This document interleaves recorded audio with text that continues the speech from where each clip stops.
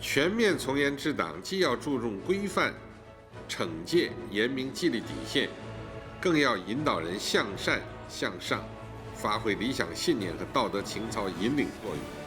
深知主宰便是心，不能胜寸心，安能胜苍穹？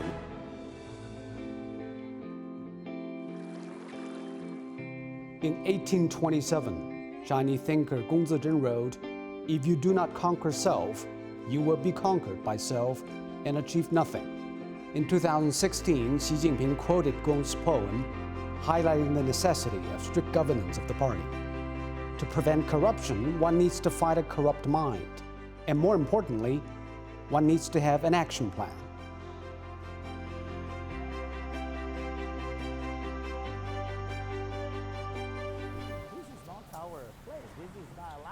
Let's meet Alexandra Teixeira from Tsinghua University to talk about the quote.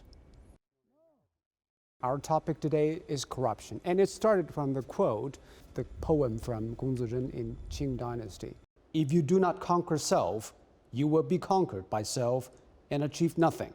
So, in your opinion, what exactly is corruption? I think the word corruption comes from the Latin corruptus. It's someone that gets bribed, someone basically get kicks back, okay? So it's a timeless word, okay? So you have a lot of different nature of corruption, but basically the concept is related to use your power, in the case of the power of government, to exchange for personal benefits. So is punishment and deterrence good enough to prevent officials or people from being corrupt? I don't think it's good enough. I think you need to have an educational process in that. You need to educate society. I think that's also what the Chinese have been trying to do, to have more education, not only on the party officials, but on all of the people.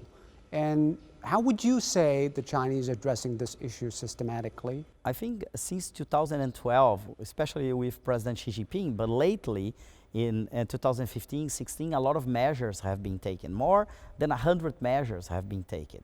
I see the way the Chinese government and the Chinese political system address it is a very important element. First, educating the society, not necessarily the government.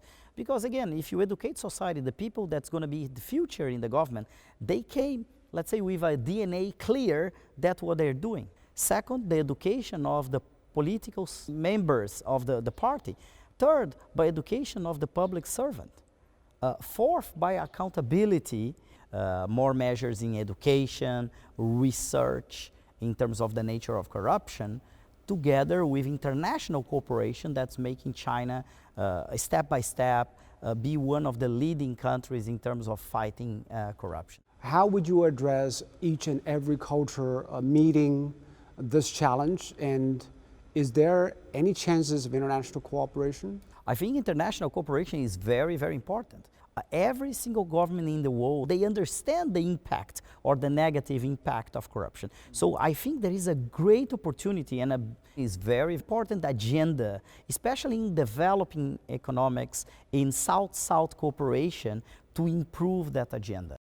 And how do you think the anti-corruption campaign has served China economically and socially? First, in the social aspect, you see that if you have a government that is clean, okay, that you have clean institutions, you are tending to support this government. From the economic perspective, China is a leading economy. And if you have a clean government, that you have a perception that everything goes smooth and technical and meritocratic way, and more important, if you're credible, you can help other countries to improve, to have measures, to have transparency. Yeah. And that's how I believe China, doing the domestic work that it is doing, can help other countries around the globe. And I think China is on the way. Winning the hearts and minds of the people is imperative. It has been and will always be the right thing to do. And by rooting out corruption, the government can earn trust and support from the people. A clean and honest government will make China a reliable partner on the world stage. China can and must do the right thing. 我觉得腐败就像是社会的一个毒瘤，是人类社会发展面临的共同敌人。对于我们社会大众来说，只有打击腐败，给予社会公平公正，才能给予每个人平等的发展机会。国家打击腐败，给我们普通民众很大的信心，通过自己的努力奋斗，就能实现人生的目标。China's fight against corruption goes beyond high-ranking officials and also includes overall improvements to the entire administrative system, improving the efficiency of administrative processes and supporting market reform. What's happened over the last decade has been quite phenomenal. We definitely look forward to see what future improvements lie in wait in China's fight against corruption.